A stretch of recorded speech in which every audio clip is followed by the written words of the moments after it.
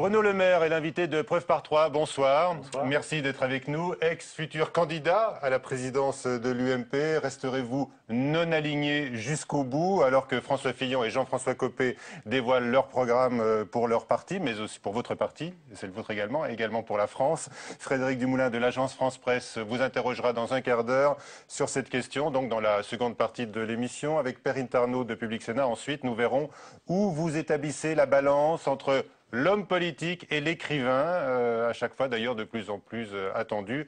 La première édition de votre premier roman, Musique absolue, chez Gallimard, est épuisée. Un beau succès. Les téléspectateurs peuvent réagir durant cette émission par le biais de l'application TV Check de notre partenaire Orange. D'abord, Bruno Le Maire, François Hollande met-il ses pas dans ceux de Nicolas Sarkozy? La question est posée non seulement au sujet du traité budgétaire européen, qui est défendu par l'exécutif avec la même fougue que Nicolas Sarkozy, qu'il avait négocié. La question est posée également après la visite surprise du chef de l'État à Échirolles, où s'est déroulé un acte de barbarie ayant conduit à la mort de deux jeunes gens sans histoire. Alors, est-ce qu'il met ses pas dans ceux de son prédécesseur, dans le style? Moi, ce que je souhaite en tout cas, c'est qu'il obtienne des résultats sur les sujets que vous avez cités. Que ce soit sur la question européenne, on y reviendra, Oui. et surtout sur la question de la sécurité. Parce qu'on voit bien dans certains quartiers, et le drame d'Échirolles nous le rappelle, que ce sont devenus des zones de non-droit, des zones de violence absolue, où on n'arrive plus à contenir les comportements de certains.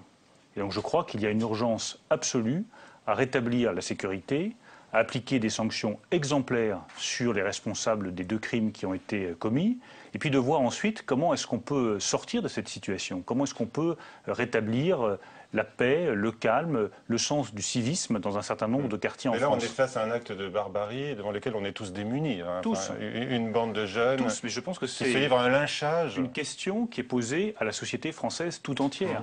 Ne pensons pas une seconde qu'il suffira que la police, la justice fassent bien leur travail, et je souhaite évidemment qu'elles fassent bien leur travail, pour que ça permette de rétablir le calme et la sérénité dans un certain nombre de zones en France.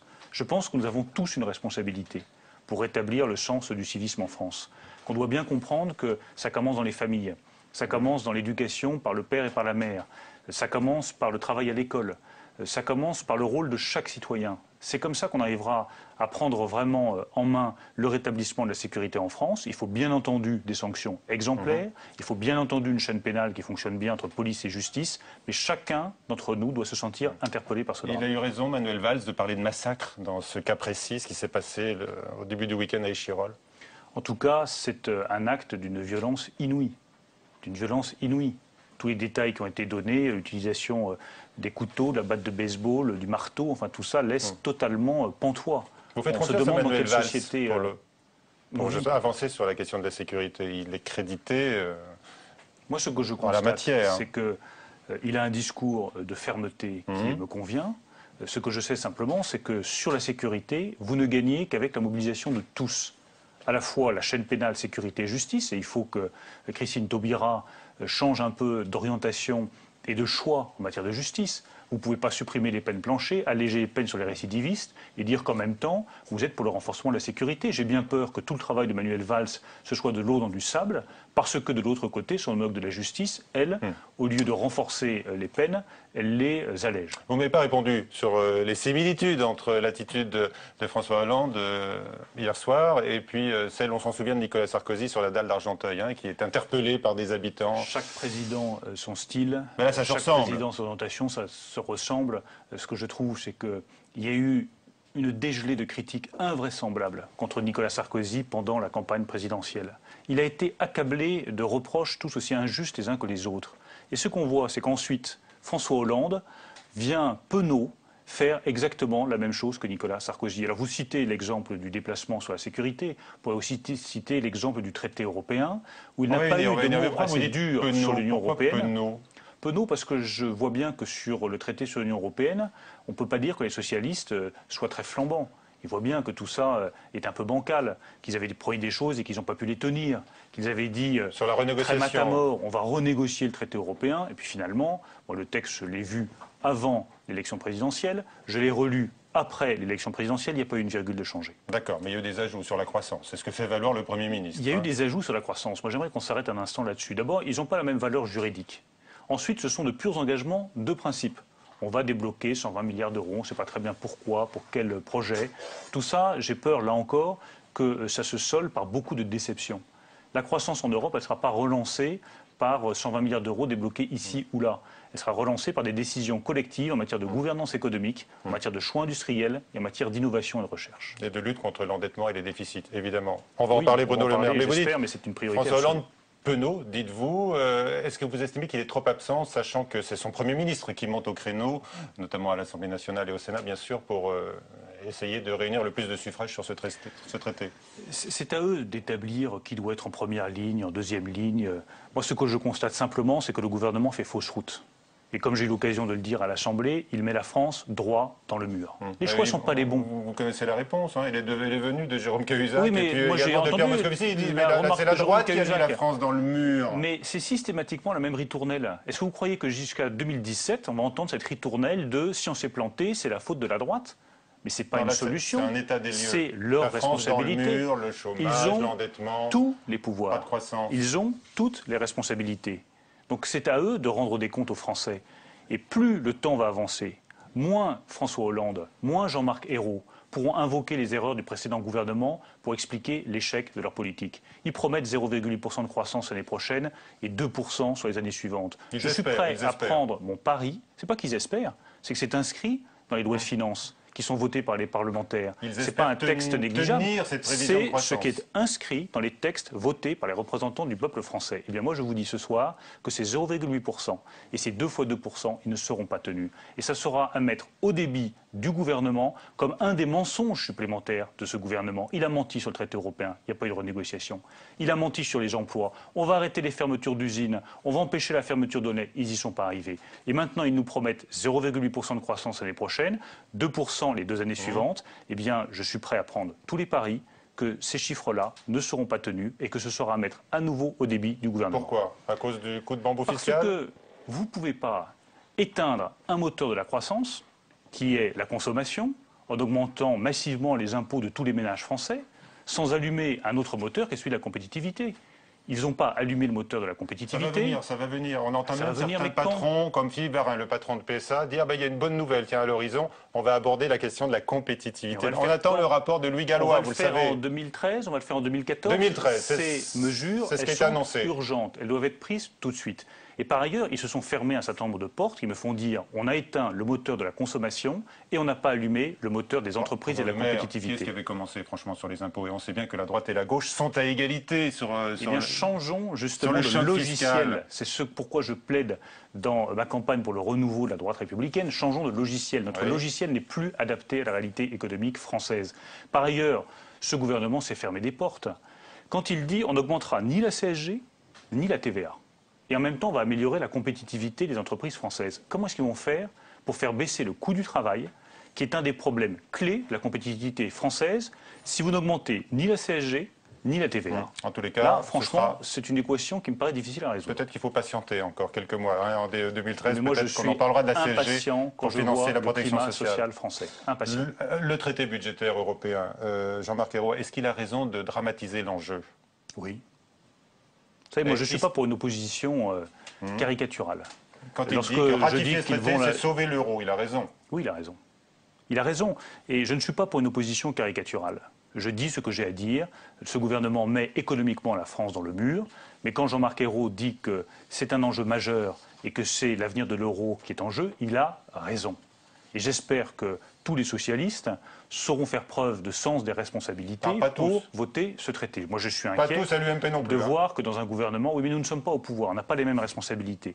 Moi, c'est la première fois que je vois dans l'histoire de la Ve République un gouvernement dont certains membres vont voter un traité jugé essentiel par le Premier ministre, et d'autres, alors même que le Premier ministre leur a dit le matin, c'est essentiel, c'est vital, c'est l'avenir de l'euro qui est en jeu, ils ne le voteront pas. Qu'est-ce qu'ils ont encore à faire dans ce gouvernement?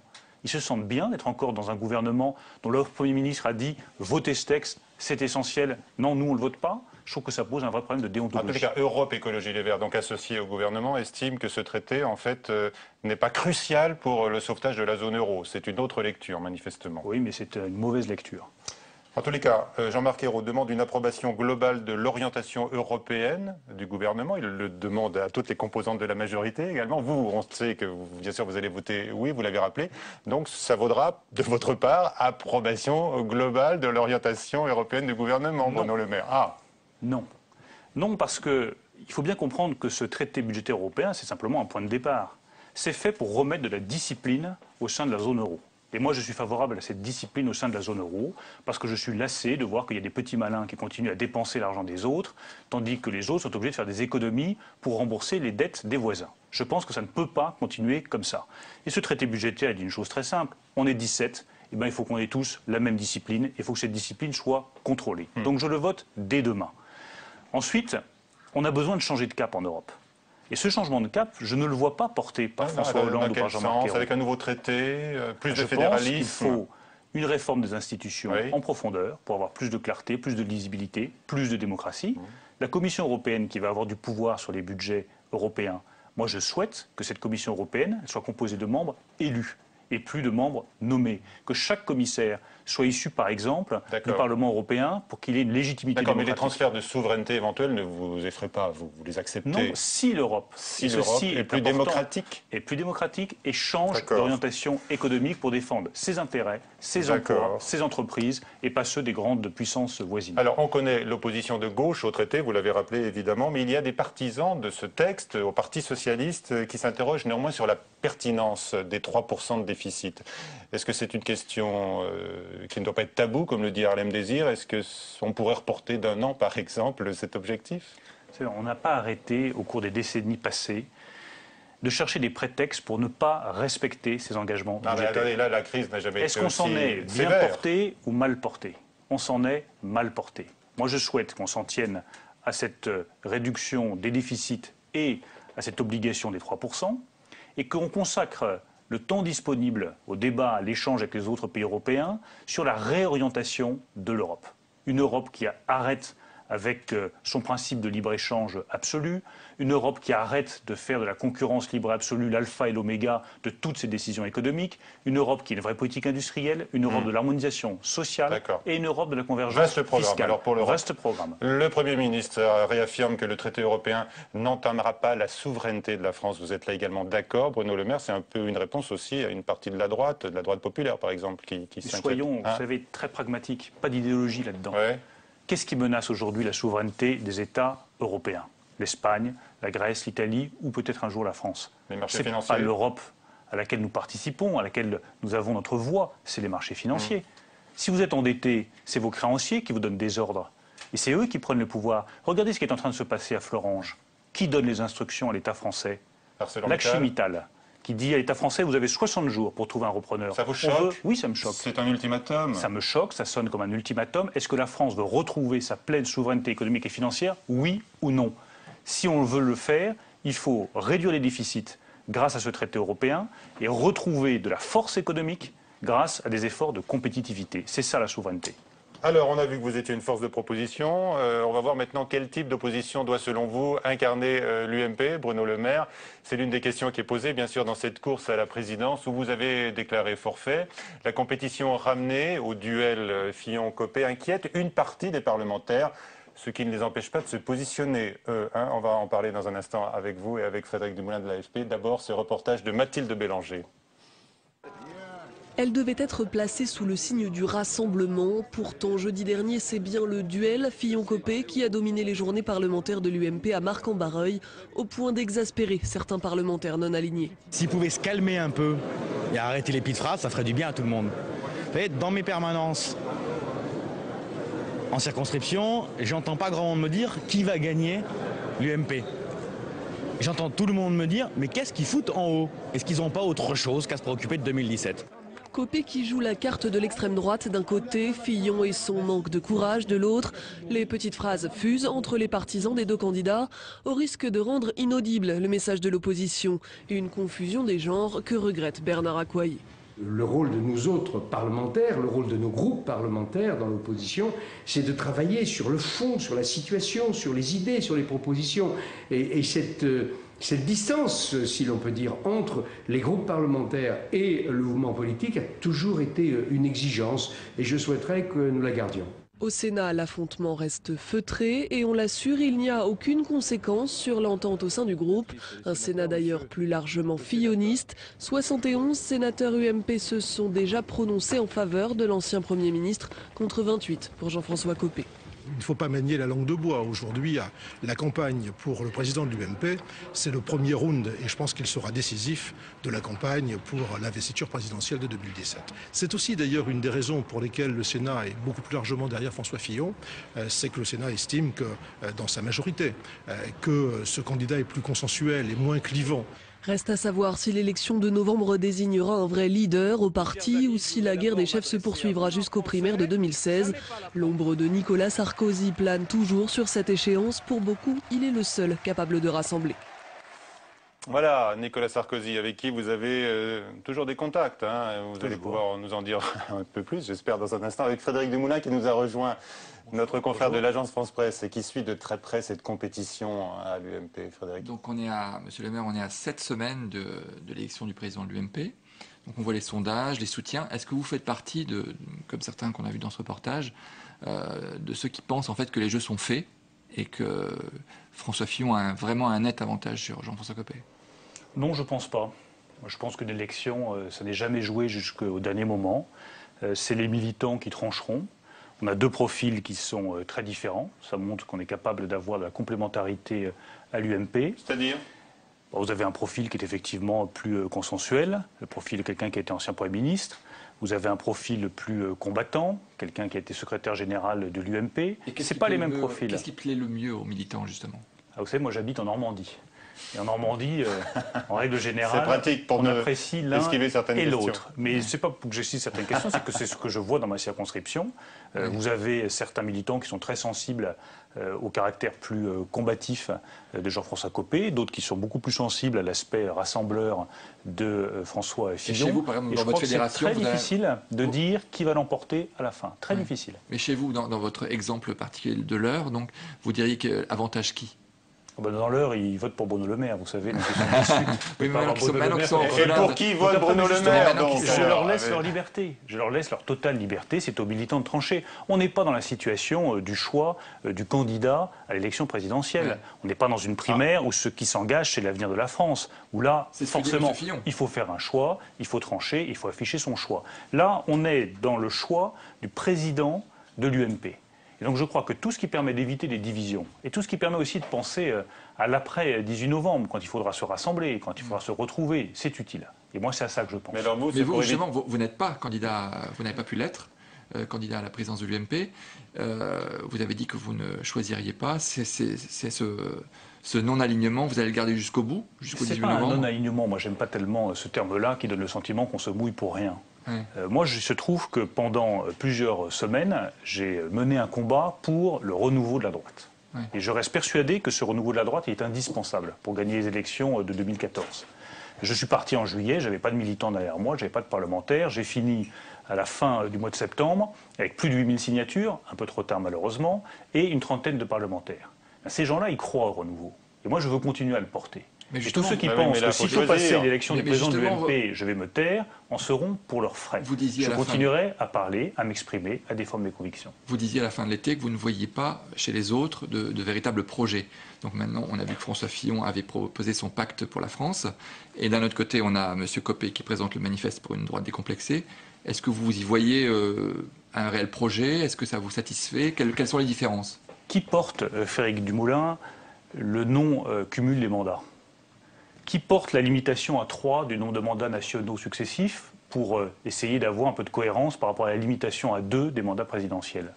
Qui porte la réduction du nombre de sénateurs à 250 et du nombre de parlementaires à 450? Personne. Là, vous avez converti peu de monde là-dessus. Non, mais c'est des choses auxquelles je crois. Et moi, ma conviction forte, c'est que l'UMP ne retrouvera le dialogue avec les Français que si elle est capable, dans ses orientations politiques, dans sa pratique politique, de changer. Et c'est pour ça que je veux continuer à porter ce message. Sans vous, il n'y a pas d'avenir pour l'UMP alors? Non, je ne dis pas ça du tout. Je dis qu'on a besoin d'une voix différente, d'une voix de renouveau et singulière. Je voterai comme n'importe quel militant de l'UMP, mais je ne ferai pas part de mon vote parce que je crois que c'est mieux comme cela. Mais vous avez déjà décidé pour qui vous allez voter, sans le dire forcément? Je n'ai pas encore décidé. Vous n'avez pas encore Ah, vous n'avez pas encore décidé. D'accord. Qu'est-ce que vous attendez maintenant qu'on connaît les J'attends, il va y programmes? avoir un débat, il va y avoir la présentation plus globale des projets des uns et des autres. Je suis comme n'importe quel militant, je regarde attentivement ce que dit chacun des candidats, chacun a son talent, chacun a ses qualités, et je crois que ce sera très important jusqu'au dernier moment de voir exactement ce qu'il propose, non seulement comme projet pour la France, c'est un aspect important effectivement l'élection, mais aussi comme projet pour l'UMP. Quelle organisation, quel fonctionnement, est-ce qu'on veut des courants ou pas de courants? Mais une fois que vous aurez décidé, vous ne le direz pas? Non. Non, vous le direz pas. Non, je crois que les militants qui me soutiennent, les parlementaires qui me soutiennent ont droit à garder leur totale liberté et ils n'ont pas besoin de consignes de vote de ma part. Donc vous ne ferez pas comme François Baroin, un autre de vos amis, qui a fait et cause pour M. Fillon récemment. Et on voit que vous étiez donc dans la même bande des mousquetaires, ce qu'on appelait la bande des mousquetaires jusqu'il y a peu. Donc Valérie Pécresse et François Baroin ont pris fait et cause pour M. Fillon. M. Jacob et M. Châtel sont allés vers M. Copé. Et vous-même, donc, vous êtes neutre, on va dire. Les mousquetaires sont retournés chacun dans leur foyer. Voilà. Je pense que ça n'a échappé à personne. Donc, on a livré des combats collectifs qui, je trouve, étaient intéressants, étaient utiles. Je pense que ce qu'on a dit sur la gouvernance, sur le fonctionnement du gouvernement, étaient des choses qui étaient intéressantes au moment où on les a dites, c'est-à-dire 2 ans avant l'élection présidentielle de 2012. Maintenant, chacun reprend sa liberté. Ce que je souhaite, c'est qu'on n'en fasse pas un drame. Non, il n'existe plus. Il n'existe plus. Chacun a repris sa liberté. Certains ont fait le choix de soutenir un candidat. C'est le cas de Valérie Pécresse, c'est le cas de François Baron. Et moi, je respecte parfaitement le choix de chacun. Luc Châtel, lui, s'est rangé aux côtés de Jean-François Copé. Là aussi, c'est parfaitement légitime. Et moi, j'essaye de construire ma propre voie, qui est celle du renouveau politique à l'UMP. Mais vous êtes d'accord avec M. Barouin qui dit qu'en fait, ce n'est pas l'amitié qui doit guider quoi que ce soit, et donc lui a fait le choix de M. Fillon, quelle que soit son amitié pour M. Copé. Est-ce que vous trouvez que c'est compliqué de garder l'amitié en politique ou pas? Oui, je pense que c'est compliqué, mais l'amitié, ça compte, oui. C'est pas quelque chose que vous pouvez balayer comme ça d'un revers de main. Vous avez tout à l'heure prononcé des paroles sur l'Europe. Vous êtes un Européen convaincu. Est-ce qu'il n'y a pas une certaine crispation identitaire qui vous gêne aujourd'hui à l'UMP quand on entend l'un de vos amis, votre ami Jean-François Copé, parler de racisme anti-blanc? Je crois que c'est pas la question de ce qu'a dit Jean-François sur le racisme anti-blanc ou une phrase ou une autre qui peut être prononcée par lui ou par un autre. C'est la grande question de savoir si l'UMP se rétrécit ou si l'UMP s'élargit et est capable de convaincre une majorité de Français. Moi, je lutterai de toutes mes forces contre le rétrécissement de l'UMP. Je pense que l'UMP qui n'est pas capable de forger sa propre doctrine, une UMP qui n'a pas sa propre idéologie, une UMP qui n'est pas capable de défendre ses propres propositions ne convaincra pas les Français. Alors, si je remplace le mot rétrécissement par droitisation, c'est la même idée. C'est pas la même idée. C'est pas bon. la même idée. Droitisation, moi, je sais pas très bien ce que ça veut dire. Honnêtement, il y a des attentes de la part des Français sur la nation, sur le communautarisme. Il y a des attentes sur le respect des principes républicains qui sont essentiels. Est-ce que vous pourriez reprendre à votre compte l'expression racisme anti-blanc? Ce que je sais, c'est que sur ce sujet, il y a une société française qui est en train de se communautariser et que le communautarisme n'est pas compatible avec la nation française. Et que par conséquent, tout ce qui peut lutter contre le communautarisme va dans le bon sens. Tout ce qui permet de renforcer la nation va dans le bon sens. Mais vous parlez d'un rétrécissement de l'UMP, mais c'est le rétrécissement, c'est quoi? C'est un petit peu aussi une critique en creux de l'action de l'ancien président de la République. Le rétrécissement, c'est quoi? C'est oublier qu'il y a des jeunes qui attendent beaucoup de nous, qui attendent un espoir européen, un espoir national, qui nous disent mais dites des choses positives sur notre capacité à créer, sur notre volonté d'entreprendre, sur la formation professionnelle. Le rétrécissement, c'est éviter d'oublier qu'il y a des pays européens qui attendent de la France qu'elle s'exprime sur un certain nombre de sujets. Le rétrécissement, c'est oublier qu'il y a des gens qui sont dans la difficulté et systématiquement pointer du doigt les uns ou les autres. Ça, ce rétrécissement-là, il nous conduira à l'échec. Ça ne veut pas dire de ne pas être très ferme. Le rétrécissement, c'est le risque après la défaite. Vous ne répondez pas à la question, il ne date pas du mois de mai. Le rétrécissement, c'est il a mené à l'échec. la défaite, c'est de se dire, bon, bah, dans le fond, il faut rester dans notre précaré le plus étroit, oublier qu'il y a des millions de Français qui attendent de notre part un message fort sur le dynamisme économique, sur l'entrepreneuriat, sur la place de la formation professionnelle, sur l'Europe. Moi, c'est ce message-là que je portais. Je pense que face aux échecs de la gauche, face à une gauche qui n'a pas d'autre idée que de taxer toujours plus et de ruiner l'esprit d'entreprise dans ce pays, nous devons être ceux qui créent un espoir. Et que pensez-vous de l'idée de Jean-François Copé de transformer l'UMP en une espèce de parti de service pour les... Un peu à l'allemande, dit-il. Un peu à l'allemande, des cours du soir et autres... Moi, je pense qu'avoir des C'est une bonne idée ou formations, pas? aider tous ceux qui sont dans l'opposition, pour être très concret, tous ceux qui aujourd'hui sont dans les oppositions, dans les petites communes, dans les communes moyennes, qui ont besoin de formation, qui ont besoin de soutien de l'UMP, oui. Ça, je pense que ça va dans le bon sens, que c'est indispensable. Le travail pour gagner en 2014, on ne va pas le commencer comme on le fait d'habitude, fin 2013 ou en janvier 2014. C'est maintenant qu'il faut le commencer. Repérer les équipes, former les gens, aider les gens à organiser des réunions politiques, avoir un contact avec les associations, penser la politique différemment pour convaincre les électeurs en 2014. C'est ça qui me paraît le plus important. Mais vous ne pouvez pas nier quand même, vous l'avez dit tout à l'heure pourtant, que celui qui sera élu président de l'UMP aura un avantage pour la primaire en vue de la présidentielle. Hein. Édouard Balladur le dit notamment. Moi, ça ne me pose pas de problème ou de considérer qu'on prend un avantage pour ceci ou pour cela. La seule chose, c'est que je pense que ça n'intéresse aucun Français. Mais aucun. Ni les militants, ni les sympathisants, ni ceux qui sont nos opposants. Ouais. C'est quand même beaucoup de monde qui ne s'intéresse pas du tout à cette élection de 2017. Pourquoi? Parce que, d'abord, il y a une étape qui est 2014. Et contrairement à beaucoup, je ne crois pas à la victoire mécanique de la droite en 2014. On gagnera si on a un projet, si on a formé les opposants et si on est capable d'avoir de bons candidats dans toutes les villes de France. La deuxième chose que moi je n'oublie jamais dans mon engagement politique, c'est que ce que je vois sur le terrain, ce n'est pas des gens qui me disent « mais alors qui va l'emporter à l'UMP, qui va être candidat à la présidentielle ou à la primaire ?» C'est des gens qui me disent « on est, pardonnez-moi l'expression, dans une merde noire. On n'a pas d'emploi, on ne sait pas ce que vont devenir nos enfants, on n'a pas de formation, on est au chômage, on était mécanicien, on était couvreur, on était fraiseur, et on est dans des endroits où il n'y a plus aucune de ces entreprises.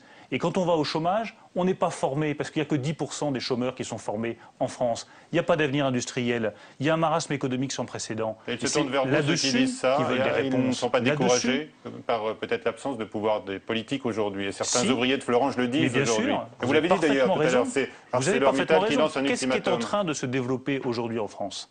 C'est un sentiment d'impuissance complète des responsables politiques. Et moi, c'est à ça que je veux répondre. Si vous voulez éviter ce sentiment d'impuissance complète des responsables politiques, la première chose à faire, c'est de dire la vérité. La vérité. Quand vous avez un ministre du redressement productif qui va voir les salariés, les ouvriers et qui leur dit « avec moi, il n'y aura pas de fermeture d'usine » et que toutes les usines ferment les unes après les autres, on est déconsidéré politiquement. Eh bien, changeons aussi là-dessus.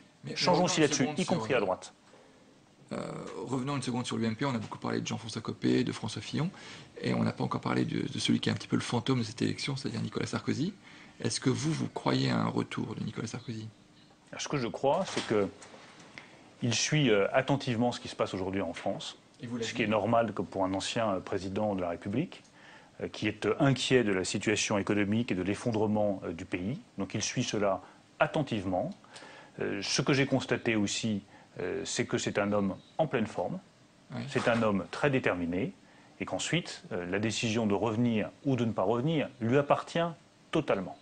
Totalement. Et il trouve que la compétition de novembre, il vous a fait des commentaires sur le niveau de la bataille de la présidence de l'UMP? Non. Mais comme je vous dis, ce qui l'inquiète et ce qui le préoccupe, c'est plus la situation de la France que ce qui se passe à l'UMP. Si jamais il décide de revenir, est-ce que vous pensez que M. Copé comme M. Fillon le laisserait revenir pleinement dans le jeu? Moi, je n'ai pas changé d'avis sur ce sujet-là. Je pense que si Nicolas Sarkozy revient, eh bien, les autres, quels qu'ils soient, quel que soit leur talent et leur capacité, laisseront la place à Nicolas Sarkozy. Personne ne pourra s'y opposer? Je pense que ce sera difficile. Surtout qu'il est déterminé, il vous l'a dit. On ne sait pas trop à quoi, toujours été un homme déterminé, de façon générale. Merci Frédéric. Voilà, parler de vous désormais, Bruno Le Maire, ou avec vous, ne se résume pas à aborder la question européenne, celle des sujets de l'économie, de l'avenir de l'UMP, mais également il y a le volet littéraire qui est donc authentifié par le label Gallimard qui publie votre premier roman, Musique absolue. Perrine Tarnot vous a lu, elle nous rejoint dans un instant après un détour rue Sébastien Bottin. Reportage à suivre tout de suite. À l'entrée de la maison Gallimard, où l'on croise Philippe Djian comme on croiserait un collègue, le premier roman de Bruno Le Maire, Musique absolue, trône sur l'étagère de la très prestigieuse collection blanche. L'ancien ministre de l'Agriculture est seulement le deuxième politique, après Dominique de Villepin, à y être accepté, signe qu'il appartient désormais à la famille des écrivains. Bruno Le Maire fait partie de ces gens qui ont une attention très importante pour le style. Ils ont une manière d'écrire qui n'est pas celle du tout venant et qui fait de leur livre quelque chose qui va bien au-delà d'une intervention ou d'un témoignage politique. Normalien, reçu premier à l'agrégation de lettres modernes, Bruno Le Maire a aimé les lettres avant la politique, mais juge les deux indissociables. La politique sans la littérature devient une petite chose qui se croit importante, mais qui ne l'est plus parce au fond, elle n'a pas de considération réelle pour la puissance de la parole. Si tous les hommes politiques de premier plan ont leur nom dans les rayons des librairies, rares sont ceux qui laissent une trace dans la littérature. Quand on annonce qu'un homme politique va publier un livre, on donne toujours un petit air de solennité à ça, mais en réalité, il n'y a pas grand-chose derrière. La suite des hommes d'État, le témoignage sur la vie politique de Bruno Le Maire, sera publié en janvier. Musique absolue, lui, est sélectionné pour le prix du premier roman. En attendant de retrouver la petite musique de la politique, Bruno Le Maire gagnera peut-être la reconnaissance de ses pairs en littérature. Voilà, beau reportage d'Alexandra Colino aux frontières de la littérature et de la politique. Là, donc, où vous vous situez désormais, Bruno Le Maire. Perrine Tarnaud, bonsoir. Bonsoir Bruno Le Maire. Effectivement, vous n'avez pas obtenu les parrainages des militants de l'UMP, mais vous aurez peut-être le prix du premier roman. Ça a autant de valeur à vos yeux? Ça a beaucoup de valeur, oui, je ne le cache pas. Et je ne cache pas que cet engagement littéraire, ce n'est pas pour faire bien, ce n'est pas un témoignage en passant, comme le dit très bien Michel Crépu, c'est quelque chose que je fais depuis des années et des années, et ça participe de ma vie politique. Je ne conçois pas la vie politique sans l'écriture, sans la narration de cette vie politique. Les deux ambitions sont indissociables. Oui, ce n'est pas vraiment des ambitions, c'est le même goût de la vérité, le même goût de défendre un certain nombre de convictions, de dire quel est le monde dans lequel on veut vivre, quel est le monde que l'on défend, et je trouve que la littérature est un des meilleurs moyens de le faire comprendre aux autres, de le faire partager aux autres. La parole politique, elle ne suffit pas. D'abord parce qu'elle est très souvent déconsidérée, et ensuite parce qu'on a besoin d'une parole plus personnelle, plus authentique. Et cette parole-là, vous la trouvez dans l'écriture beaucoup plus que dans la vie politique quotidienne. C'est ce que vous avez envie de faire passer dans votre prochain livre qui paraîtra, je crois, en janvier, toujours chez Gallimard. C'est un peu la suite des Hommes d'État que vous aviez écrit sur votre expérience auprès de Dominique de Villepin. Là, vous allez revenir sur les 18 derniers mois de la présidence de Nicolas Sarkozy, sous forme de quoi? De témoignages ou avec des révélations? Il y a toujours des révélations, puisque forcément, quand vous avez été ministre, vous avez vu, vous avez entendu des choses que d'autres n'ont pas entendues. Mais c'est le même principe que les hommes d'État, c'est-à-dire un récit au jour le jour, sans doute plus dense, sans doute plus fouillé, sans doute avec plus d'informations, parce que quand vous êtes ministre, une fois encore, vous avez accès à des informations et à une vérité que d'autres ne voient pas, en cherchant vraiment à expliquer ce que c'est que d'être ministre, comment ça se passe, quelles sont les contraintes, quelles sont les difficultés auxquelles vous vous heurtez, qu'est-ce que ça représente d'être chargé du G20 agricole, comme l'avait demandé le président de la République, quelle est la relation entre un ministre et le président de la République, parce que j'ai vu des foules de choses totalement inexactes sur le sujet. Moi, j'ai bien travaillé avec Nicolas Sarkozy, et on le verra très concrètement dans ce livre-là, et on verra aussi ce que c'est que la vie d'un président de la République. Ce sont des pages nostalgiques? Non, c'est des pages qui disent, voilà, il y a une vérité de la vie politique. Et cette vérité de la vie politique, je pense que dans un moment où la parole politique est tellement déconsidérée, où les citoyens sont tellement circonspects sur le responsable politique, tellement critiques, moi je veux leur dire, vous savez, la plupart de ceux qui font la politique, ils sont engagés avec tout leur cœur, avec toutes leurs convictions. Et vous allez voir effectivement avec ce livre ce que c'est que d'être ministre, comment ça se passe, quel est votre engagement au quotidien, comment vous travaillez avec un président de la République. Et vous verrez qu'il y avait beaucoup de choses qui étaient sans doute inexactes, beaucoup de choses qui n'ont pas été vues. Donc il y aura des informations importantes. Nicolas Sarkozy occupait déjà une place importante dans des hommes d'État. Est-ce que là, il devient l'acteur principal de ce nouveau livre à paraître? C'est normal, quand vous faites le récit des 18 derniers mois d'un quinquennat, que l'acteur principal, ce soit le président de la République et le ministre qui l'a servi, qui écrit. Il fait un bon personnage de roman? Ou de littérature, en tout cas? Il a un côté personnage de roman, contrairement à d'autres, ce n'est pas un personnage ordinaire, ce n'est pas un personnage normal, c'est effectivement aussi un personnage de roman. Et ce livre, sans ménager parfois les critiques, les reproches, les doutes sur certains choix qui ont été faits, rendra aussi hommage à la dimension d'homme d'État de Nicolas Sarkozy. Vous lui avez parlé de votre projet? Qu'est-ce qu'il en dit? Je lui en ai parlé. Qu'est-ce qu'il en dit? Il en dit qu'il sait ce que j'écris. Voilà. Mais il ne s'y oppose pas. Il vous laisse toute liberté. Est-ce qu'il manque une dimension aux hommes politiques qui n'écrivent pas? Moi, je crois que ça fait partie des grandes traditions françaises, qui a été oublié, qui s'est complètement perdu. Et je le regrette, parce que la France, la France n'a jamais été aussi grande que lorsque politique et culture, que ce soit la littérature ou autre chose, ont été étroitement mêlées. La France, c'est une langue, la France, c'est une culture, et plus vous défendez cette langue, plus vous défendez cette culture, plus la grandeur de la France est défendue. Est-ce que l'écriture, ça peut être aussi un moyen de fuir parfois la politique? Oui, c'est une manière aussi de prendre de la distance. C'est aussi une manière de considérer les choses avec un peu d'humour. Vous savez, c'est tellement violent la vie politique. Prendre un peu de distance et voir aussi les aspects drôles, comiques, humoristiques de cette vie politique, c'est pas forcément idiot. Regardez cette bande dessinée absolument formidable qui a été écrite par un de mes meilleurs amis qui s'appelle Quai d'Orsay. Moi, j'ai travaillé avec Dominique de Villepin. Je sais ce que c'est que d'avoir écrit des discours pour Dominique de Villepin. Et je peux vous dire que cette BD a une capacité à transformer tout ça et à montrer l'aspect irrésistiblement comique de certaines situations qui allègent un peu le poids du pouvoir. Donc tant mieux. Dans Musique absolue, vous racontez un petit peu la vie de Carlos Kleiber et vous montrez ce musicien, cet artiste qui est rongé par le doute. Ça, c'est pas tellement le cas des politiques, non? Je crois pas. Je crois que beaucoup de politiques sont rongés par le doute. Et j'ai fréquenté beaucoup de politiques à des niveaux très élevés. Et j'ai toujours trouvé, notamment chez les responsables politiques les plus importants, un mélange de très grande détermination à la défense de leurs convictions et en même temps de doute. Parce que quand vous prenez des décisions aussi difficiles que de libérer des otages, que d'employer la force armée en Afghanistan ou ailleurs, ou d'intervenir dans des banlieues difficiles, ou de prendre même des décisions d'augmentation des impôts qui vont toucher des millions de ménages en France, vous savez que vous prenez un risque. C'est toujours un pari. Il n'y a pas de certitude en politique. C'est un pari qui est fait sur la base de vos convictions et ce que vous croyez être juste. Mais il n'y a pas de certitude. Moi, je ne connais pas de grands politiques qui ne soient pas habités par le doute. Vous-même, pourquoi vous vous êtes lancé dans cette campagne à la présidence de l'UMP? Est-ce que vous étiez seulement mu par une ambition personnelle? Qu'est-ce que ça vous a rapporté? Moi, je suis lancé parce que j'avais des idées à défendre. Et que je fais un diagnostic sur la situation de la droite en France, qui est un diagnostic sévère. Je pense, contrairement à certains, mais chacun est libre d'avoir son appréciation, que nous n'avons pas perdu en 2012. Nous avons perdu depuis des années. Élection locale par élection locale. On a perdu le pouvoir par les territoires, par les petites villes, par les agglomérations, par les cantons. Et donc si on veut vraiment récupérer le pouvoir en France, il ne s'agit pas de se présenter en 2017 avec un très bon candidat et puis les Français vont nous soutenir et élire notre candidat à la présidence de la République. Non. Il faut gagner modestement, humblement, territoire par territoire, en reconquérant les territoires locaux en France. Et ça, je l'entends assez peu. Donc moi, je veux défendre ces idées-là.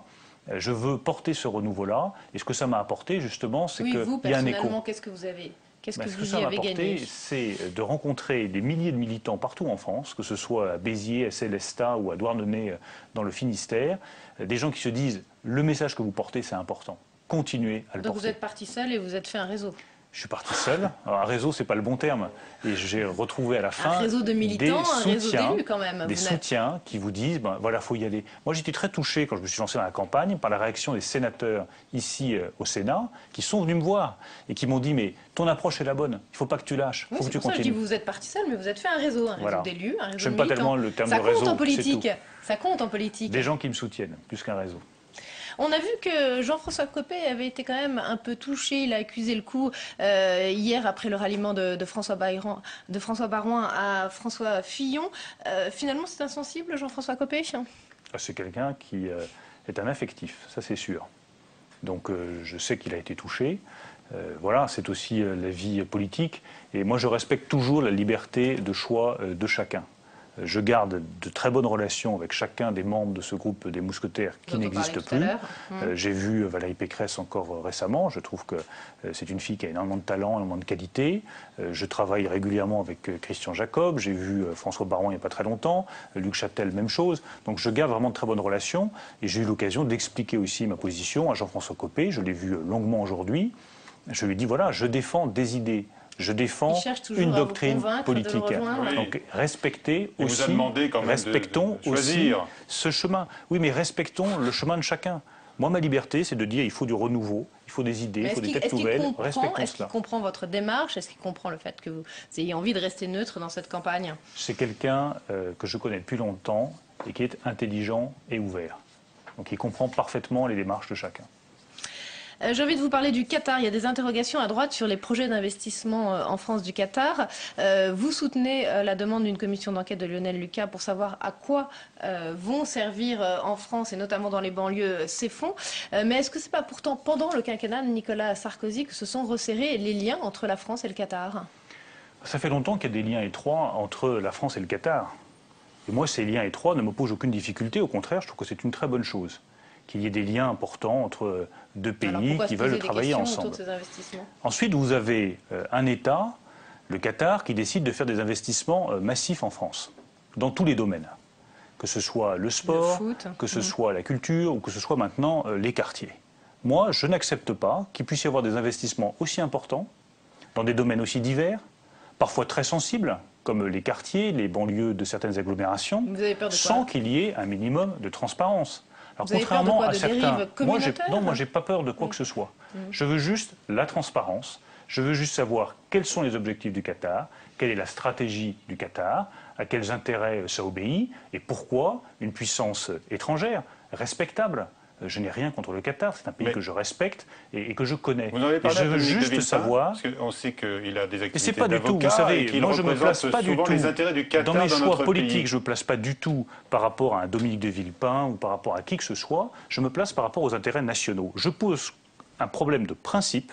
Je trouve qu'il y a un problème de principe à avoir une puissance étrangère, quelle qu'elle soit, qui investit dans nos quartiers sans que nous connaissions la destination des fonds, sans que nous connaissions les raisons et les motifs de ces investissements. Quand on vous écoute, on a l'impression que l'argent est bon quand il va vers le 440, mais pas bon quand il va vers les banlieues. C'est ce que disent les élus UMP, justement, qui appellent ces fonds dans les quartiers. Hein, j'aimerais savoir quelle est la stratégie du Qatar. Donc je soutiens effectivement cette commission d'enquête. Je pense que c'est important d'avoir la transparence. Et ça pourrait être n'importe quel autre État de la planète.